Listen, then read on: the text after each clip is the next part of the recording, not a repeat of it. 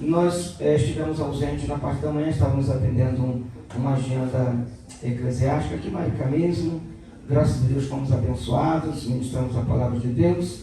A gente está com a voz um pouco afônica, mas certamente o Espírito de Deus nos ajudará para podermos transmitir esta palavra profética e a igreja ser edificada em nome de Jesus. O texto que nos foi disponibilizado encontra-se na segunda carta do apóstolo Paulo aos Coríntios, capítulo 2, isso é versículo 14, e também foi indicado a Nova Bíblia Viva em português. Eu não sei se será possível a igreja acompanhar, já está ali, muito obrigado.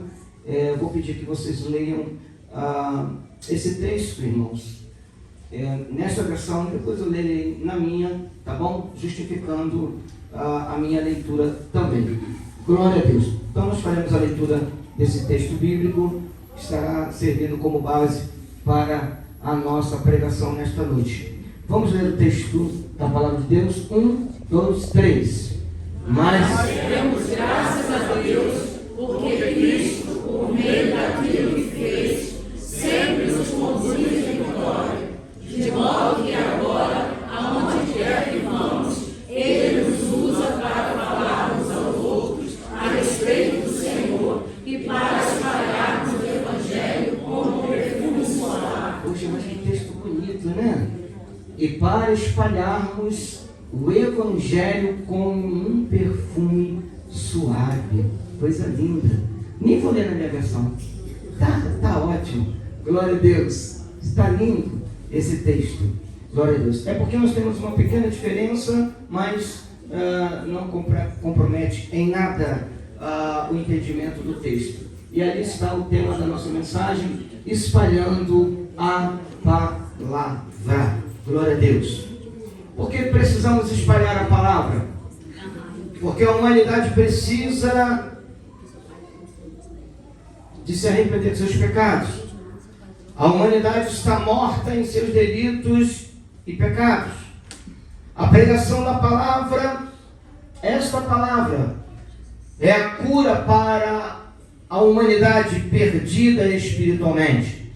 Só a palavra pode trazer salvação, pode trazer libertação. Por isso que o Espírito Santo nesta noite nos diz que nós devemos espalhar a palavra, porque uma vez a palavra espalhada como um perfume suave, certamente irá produzir libertação, transformação e, em última instância, salvação eterna. Portanto, precisamos pregar a palavra, ensinar a palavra e testemunharmos a palavra. Quem é que crê nesse negócio aí? Diga amém. E é maravilhosa a revelação que lemos em Romanos capítulo 10 e o seu versículo 14, aonde o apóstolo Paulo, ele faz ali naquele texto pelo menos umas 3 perguntas retóricas.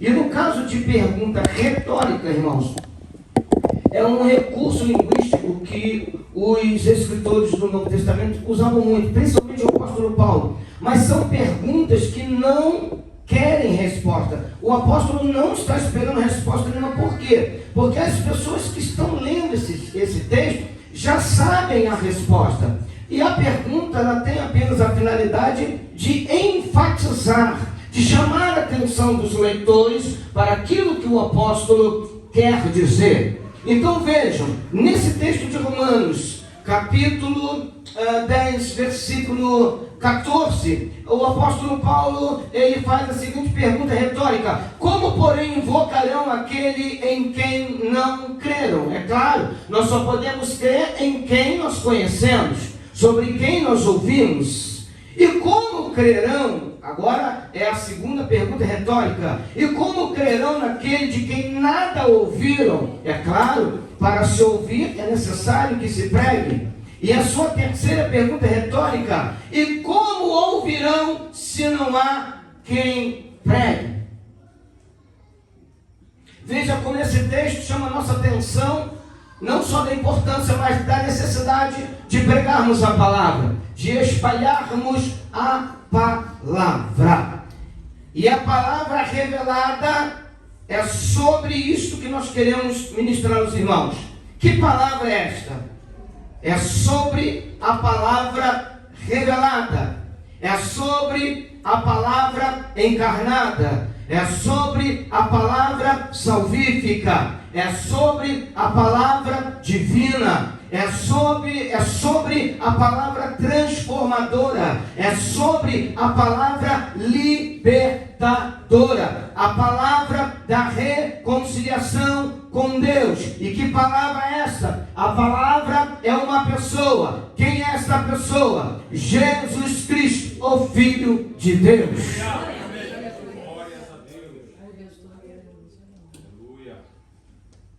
Quem é este Deus? Jesus Cristo, Deus encarnado, Emanuel, Deus conosco, Deus em carne e osso. Que palavra é esta? O Messias de Israel. A mulher samaritana, depois que se encontrou com Jesus e voltando para a sua cidade, testemunhou a respeito deste homem chamado Jesus. E os samaritanos vieram rapidamente ouvir este homem falar e se convenceram que ele era o Salvador do mundo. É esta a palavra, o Salvador do mundo, Jesus Cristo de Nazaré. Aleluia! Aquele em quem temos o perdão dos nossos pecados. Ele que é o caminho, a verdade e a... Quem tem esta vida aqui nesta noite? Esta é a palavra que pregamos, é a palavra que devemos pregar. Quero abrir um parêntese rapidamente. Uma das maiores razões de não vermos as pessoas serem impactadas pelo poder do Evangelho é porque nós não estamos pregando. E talvez vocês me inquirissem: como assim, pastor, não estamos pregando? Nós pregamos terça, nós pregamos às quintas, nós pregamos domingo de manhã, domingo à noite, o senhor está pregando.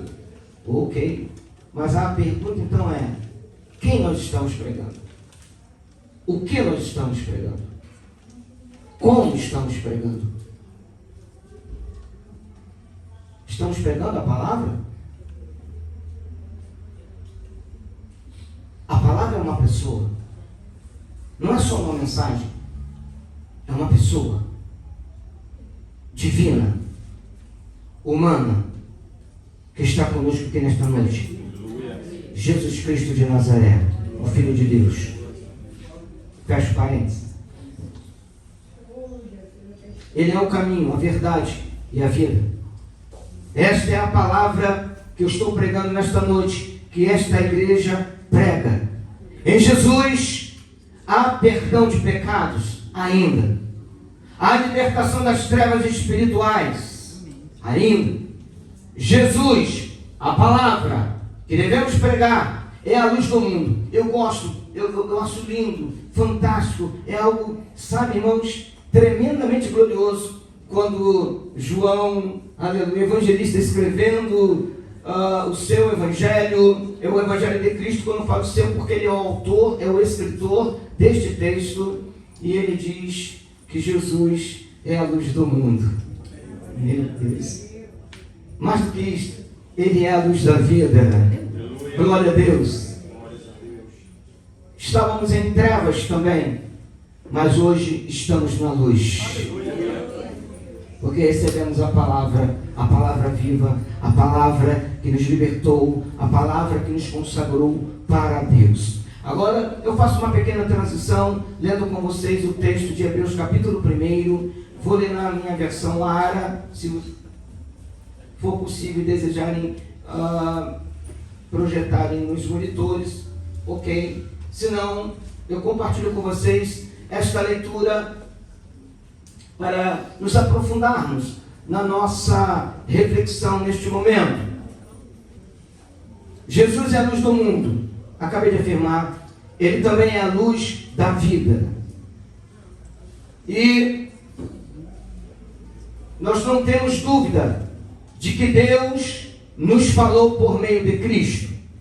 O texto de Hebreus capítulo 1 do seu versículo 1 ao 3, diz-nos: havendo Deus outrora falado muitas vezes e de muitas maneiras aos pais pelos profetas, nestes últimos dias nos falou pelo Filho. Repita comigo: nos falou pelo Filho. Nos falou pelo Filho. A quem constituiu herdeiro de todas as coisas, pelo qual também fez o universo. Versículo 3. Ele, que é o resplendor da glória e a expressão exata do seu ser, sustentando todas as coisas pela palavra do seu poder, depois de ter feito a purificação dos pecados, assentou-se à direita da majestade nas alturas, tornando-se tão superior aos anjos quanto herdou mais excelente nome do que eles. Vejam que esse texto, de acordo com o escritor aos Hebreus, o Senhor Deus falou antigamente por meio da instrumentalidade dos profetas. O Espírito Santo usava pessoas, homens, mulheres, para entregar a sua mensagem, em específico ao povo de Israel. Mas o autor aos Hebreus está nos dizendo agora que Deus está nos falando nos últimos dias, nesses dias que nós estamos vivendo, por meio do seu Filho. E este Filho, olha que coisa interessante, que coisa poderosa. O autor aos Hebreus nos traz esta revelação. Ele que é o resplendor da glória e expressão exata do seu ser. Quando eu analiso todas essas questões bíblicas, lendo esses textos neotestamentários, irmãos, o Espírito Santo teve todo um cuidado de usar esses escritores, essas pessoas, para deixarem registrado esta revelação de como Deus cumpriu a promessa de enviar o seu Filho a este mundo, com o propósito de Jesus pagar o preço da nossa redenção, que eu fico perplexo com a facilidade que nós podemos entender esta mensagem. Muito embora há coisas que nós precisamos ter um pouco mais de esforço para entendermos, mas concernente aquilo que é necessário para uma pessoa crer em Jesus como Senhor e Salvador de sua vida, irmãos, é a coisa mais simples que alguém pode entender, que um ser humano pode entender, que um ébrio pode entender, que uma prostituta pode entender, que um homicida pode entender. É uma mensagem bem simples, pastor Marci. É uma mensagem objetiva, César. É bem simples, objetiva. Ela vai direto à necessidade da alma, do coração do pecador, da pecadora. Ela chega para mostrar que o pecador, a pecadora, ela precisa receber esta palavra para receber o perdão dos seus pecados e se reconciliar com Deus. Esta palavra é uma palavra objetiva, é uma palavra bem simples, direta. Jesus veio para entregar a sua vida para nos salvar. Aleluia. Foi esta mensagem que Maria recebeu do anjo Gabriel. Ele salvará o seu povo dos seus pecados. Olha que objetividade, que clareza. Não há necessidade, nesse sentido, de você sentar numa cadeira, numa sala para estudar teologia, fazer um bacharelado, mestrado, doutorado. Não há necessidade disso para entender que o pecador precisa de perdão dos seus pecados e para tanto ele precisa crer na palavra viva, ele precisa crer que Jesus é o Salvador do mundo. Quem pode levantar a mão e glorificar o nome de Jesus? Bom, Deus está nos falando por meio do seu Filho. E é interessante quando nós lemos os evangelhos, a história de Cristo, o seu ministério público, E quando Cristo apareceu, houve uma explosão da revelação. Jesus é a final e mais completa mensagem de Deus à humanidade.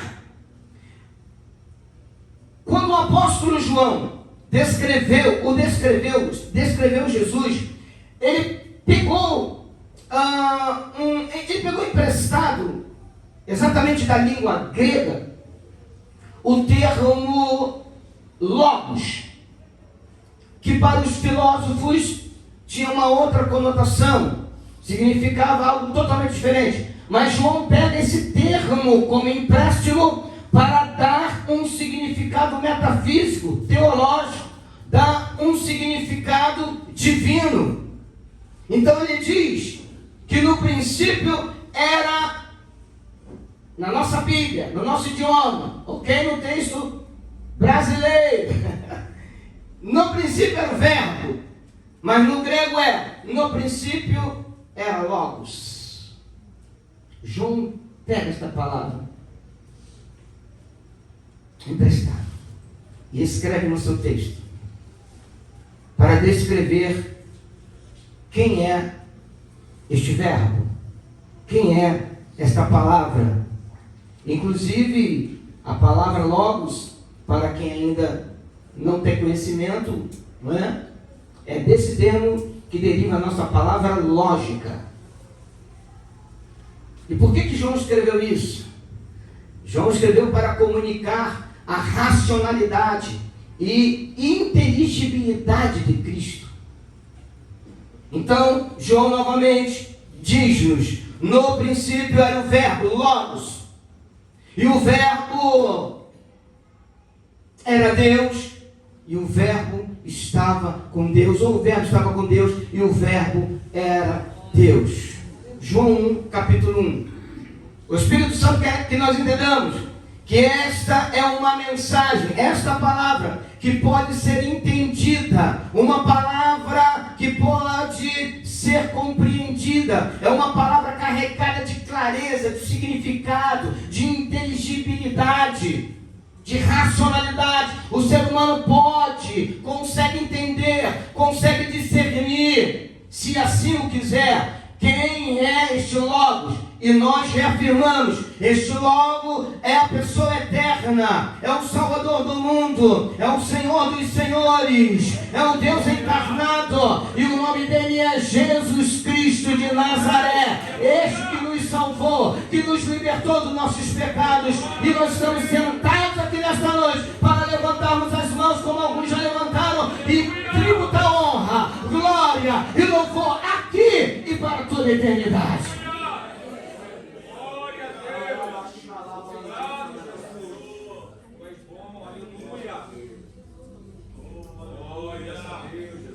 E por que estou insistindo em dizer que esta palavra é uma palavra compreensiva, inteligível, discernível? Estou dizendo isto para dizer também que os pecadores não têm desculpas para não crer em Jesus.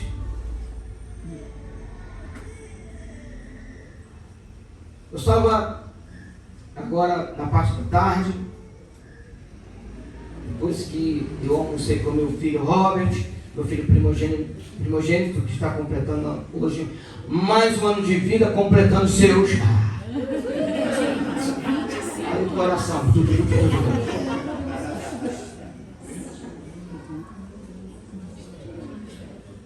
Então foi um dia muito corrido para mim. E tive a alegria de almoçar com ele, com a minha mãe e filha Fernanda, minha esposa Kelly, meu filho Patrick. Então foi tudo muito corrido, gente, muito corrido. Meu filho Patrick está há 2 dias com febre, 39,5, vai chegando 40, não sei se já chegou, mas está.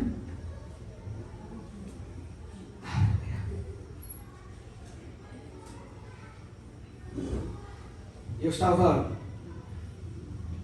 fazendo as minhas pesquisas, lendo, refletindo, a Bíblia aberta, e eu li algo muito interessante que eu quero compartilhar com vocês, que se trata de uma mulher judia.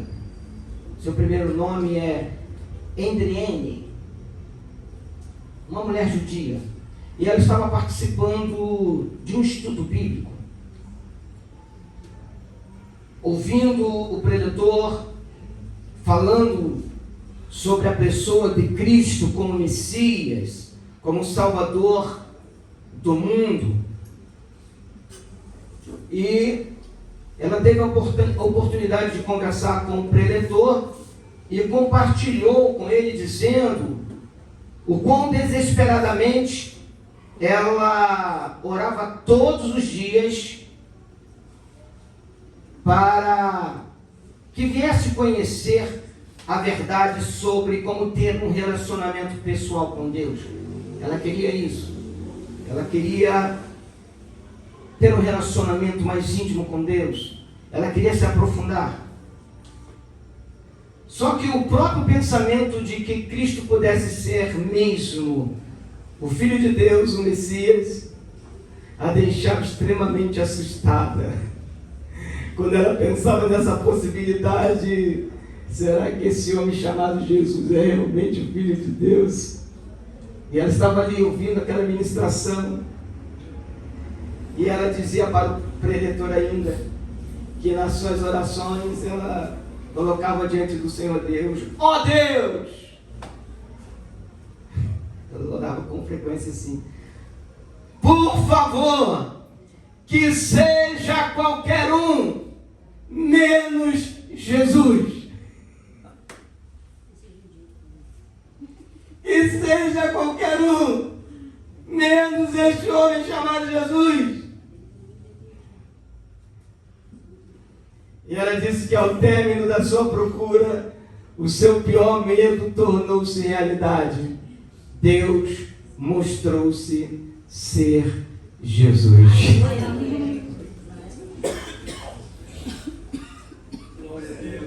Vire para quem está ao seu lado e ministra assim, não tem para onde correr. Quem é que tem motivo para dar glórias a ele aqui nesta noite? Pode ter motivo.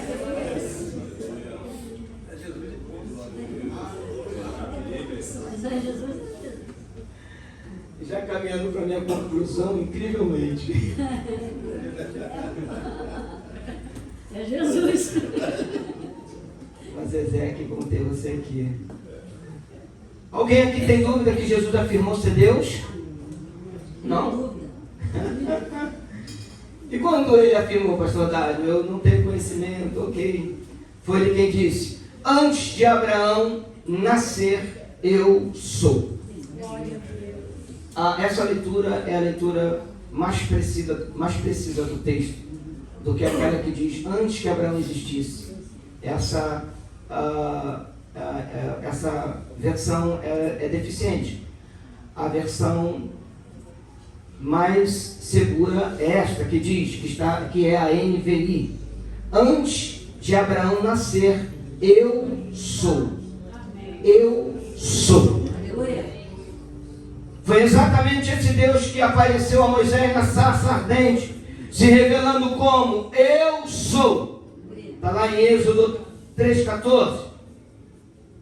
E quando eu leio João 5, 22 e 23, olha que coisa tremenda. E também o Pai a ninguém julga, mas deu ao Filho todo o juízo, para que todos honrem o Filho como honram o Pai. Quem não honra o Filho, não honra o Pai que o enviou.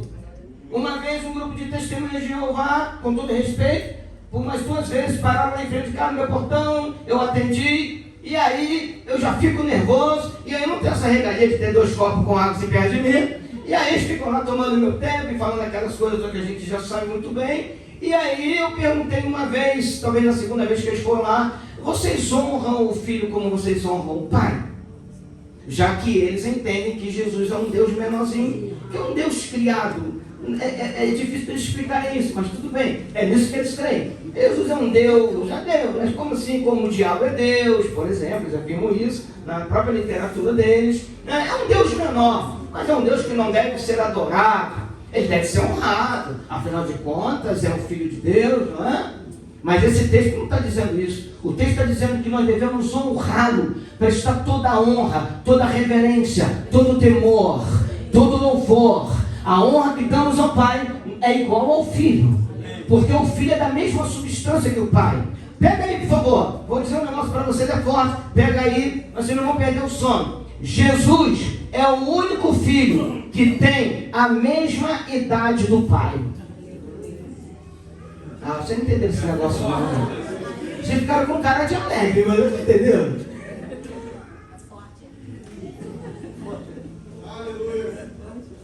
Se o Espírito Santo está dizendo que ele é a exata expressão do ser de Deus, como que eu vou ter dúvida de um negócio desse? É por isso que eu entreguei o cuidado da minha alma, a eternidade, a esse Jesus que deu a sua vida para me salvar, salva você e salva a humanidade. Ele é o meu Salvador, Ele é o meu Senhor, Ele é o meu Deus. E quem quiser levantar a mão e levantar a voz, dê glória ao seu nome dele.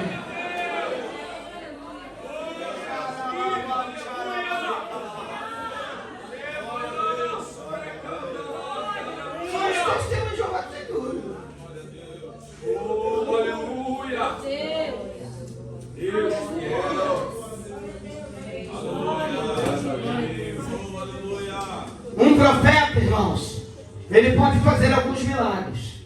Alguns chamam Jesus de profeta, e realmente é, mas não com a mesma conotação bíblica.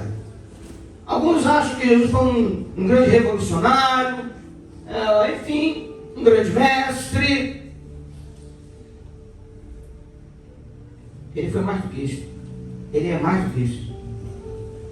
Os profetas podem até fazer alguns milagres, mas presta atenção, mas só Jesus pode perdoar os nossos pecados.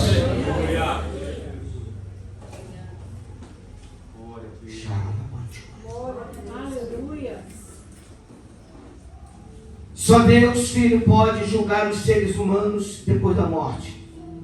Isso é tão interessante que vocês vão perceber nas Escrituras que quem irá julgar os pecadores, se não se arrependerem, no juízo final, não é o Pai, é o Filho. Porque só quem entende esse negócio de humanidade é o Filho. Deus Pai não entende. É um pouco profundo, mas o Espírito Santo vai dar discernimento. Por isso que Jesus estará no trono como juiz e não mais como advogado. Hoje ele está lá exercendo dois ofícios: advogado e grande sumo sacerdote. Eventualmente pecamos, erramos, ok. Tenho afirmado isso biblicamente à luz da revelação. Não somos mais pecadores, nós somos herdeiros da glória eterna, nós somos filhos de Deus, nós somos filhos da obediência, nós somos filhos da luz, nós somos filhos da salvação. Quem pega essa palavra aí, diga aleluia. E só por causa de um texto, de onde já está dando vagarinha viva, glória a Deus, só por causa de um texto que está lá dizendo uma sentença, a gente, pô pastor, mas isso aqui, ok, mas é fácil de explicar, porque está lá no texto, é fácil de explicar. Eu não sou mais pecador, até porque pecador não entra no reino de Deus, só entra os lavados e redimidos no sangue do Cordeiro, a palavra.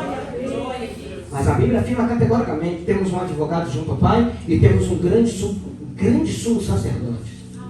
E nós vemos em Hebreus, vocês podem conferir, que está escrito que ele assentou-se à destra, a mão direita, ok? Porque é o lugar de maior honra no céu. Por que Jesus sentou, sendo grande sumo sacerdote, e os sacerdotes do Velho Testamento não podiam assentar-se? Os sacerdotes tinham que ficar em pé todo o período do sacrifício, das ofertas, enfim, todo aquele tempo, o dia todo às vezes, em pé, não podia sentar. E a Bíblia diz que Jesus está, mesmo sendo um grande sumo sacerdote, está sentado à destra do Pai. A diferença entre Jesus e os sacerdotes do Antigo Testamento é por isso que ele chama de grande sumo sacerdote. É porque o sacrifício de Jesus foi um sacrifício perfeito. Porque Jesus era eterno como Deus. Ele pagou o preço da nossa redenção. O sacrifício dele foi perfeito, completo. Satisfez a justiça de Deus. Ai meu Deus do céu, eu quero parar. Vou parar agora. Relógio está lembrado, estou terminando. Então não dá para você pensar isso e a Bíblia dizer outra coisa. Um grande sumo sacerdote. Jesus pagou o preço da nossa redenção. Porque ele era Deus e era homem. Como homem ele pôde morrer. Como Deus ele ressuscitou ao terceiro dia. A morte não pode obter do sepulcro, nada. Ele ascendeu ao céu. O sacrifício dele é um sacrifício perfeito, pleno, satisfeito a justiça de Deus, para que pudéssemos nos tornar justos diante de Deus. Por isso que a Bíblia não chama você de pecador, chama você de justo. Amém. Chama você de santo. Amém. Se alguém conseguir encontrar um texto nessa direção, na próxima pregação peço perdão a vocês aqui e na ceia sempre. É isso que a Bíblia chama de justo, de santo, filhos da luz, filhos da obediência, filhos de Deus. Quando Jesus gritou lá, Tetelestai, está quitado, está pago. Vire para quem está ao seu lado, só se você tiver fé. Se não tiver fé, não fala não. Vire para quem está ao lado e diz assim, não devemos mais nada a Deus. Então dá glórias ao Senhor aí.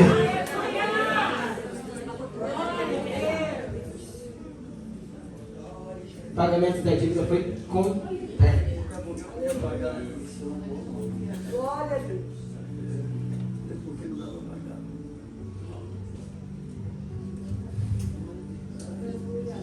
Quando nós chegarmos lá na eternidade, a igreja do Senhor, esta noiva que está se preparando, ok?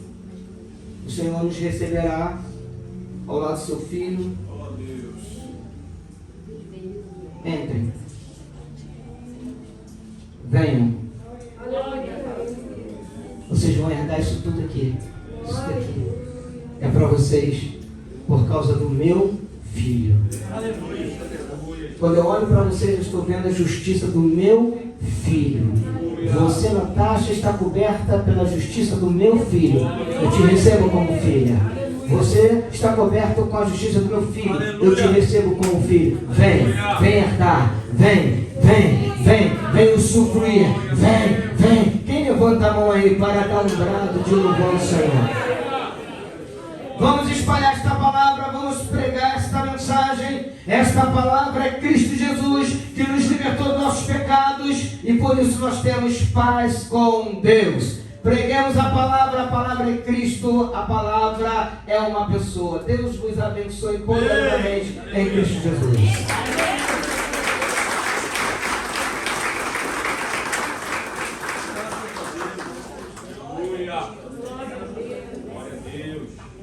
A paz, igreja. Amém. Glória a Deus, mais uma semana na casa do Senhor. Como é bom estarmos reunidos, né? Eu concordo com sua viés, estudando em união, né? Eu vou, antes de ter um momento missionário, eu vou contar um testemunho do que Deus tem feito na minha vida. E tem como jogar ainda. Então, vamos lá. Em 2023, eu estava trabalhando numa drogaria. E aí eu fiz um concurso aqui de Maricá, porque eu falei assim, eu não aguento mais trabalhar em drogaria. Já são 5 anos, de jovem aprendiz até balconista, e eu não... e eu não conseguia ter, tipo assim, vim para a igreja direito, eu não podia participar de muitas coisas, por causa do comércio, né? Quem sabe que não fecha. E aí eu comecei a falar, Senhor, eu quero sair daqui. Só que não adianta só eu reclamar que eu quero sair daqui, eu tenho que fazer alguma coisa. E aí eu fui e fiz um concurso da FEMAR aqui em Maricá. Eu fiz tanto de auxiliar de farmácia quanto de agente de saúde. Eu passei no de agente de saúde. E aí fiz a entrevista de acreditação e pronto. Aí eu falei, pronto, agora eu saio da farmácia. Chegou em 2023, era finalzinho de 2024, eu falei, agora minha vitória está garantida. Em março já saio daqui. E aí eu fiquei assim pensando, vou sair. E antes disso o pessoal do retiro estava voltando em 2024. E na primeira semana de março eu fui lá me chamar para levar a palavra. E o pessoal ali embaixo, eu nunca tinha ido para um retiro, eu falei, em nome de Jesus, 2025 eu vou nesse retiro, porque a farmácia não deixava eu ir. Falei, em nome de Jesus eu vou. E aí quando fomos. Chegou na semana seguinte, aí eu não tinha saído nada da FEMAR. Mas na semana seguinte, meu gerente me chama. Aí eu pensei que era para cobrir alguém que tinha faltado. Ele falou, minha filha, então, é uma notícia ruim para mim, mas não sei para você. Então a empresa está te ligando. Eu, glória a Deus. Aí ele não entendeu nada. Como assim? Eu já estava orando para sair daqui, não estava dando mais. E o Senhor responder. E aí ele olhou assim, tá bom, uma perda ruim pra gente, mas pra você tá bom. Eu falei, glória a Deus. Eu falei, pronto, eu vou no retiro. E passou, isso foi em março de 2024. Passou o tempo, eu falei, a FEMA vai me chamar, a FEMA vai me chamar. E foi passando, aí falaram assim, não, agora só depois das eleições. Aí eu, ué, gente, não ia me chamar? Tá bom, Deus sabe as coisas, eu tenho desemprego, a gente como faz as continhas, vai dar assim 6 meses, tá tudo certinho, fecha, a FEMA vai dar certo. Aí em setembro me chama, vai passar as eleições, aí em outubro passou também, aí passou as eleições. E aí falaram assim, ano que vem que chama, 2025. Aí acabou o seu desemprego, aí eu falei, Jesus, tem um dinheirinho, mas eu não sei, né? E foi, passou. Nesse período, Deus foi trabalhando em mim. Né? Foi trabalhando no meu coração, porque muitas coisas, a gente é muito fácil falar que confia no Senhor.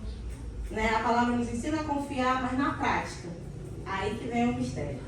E aí fomos, e eu, o pastor Marcelo até me encontrou em Jejeri uma vez na rua. Eu estava completando, né? Estava numa loja de imóveis. Ali Deus quebrou muita coisa dentro de mim. Não é vergonha, não é um trabalho errado, mas eu tinha um problema com isso. Eu falei, eu saí de uma drogaria, eu estava no balcão e agora eu vou completar na rua.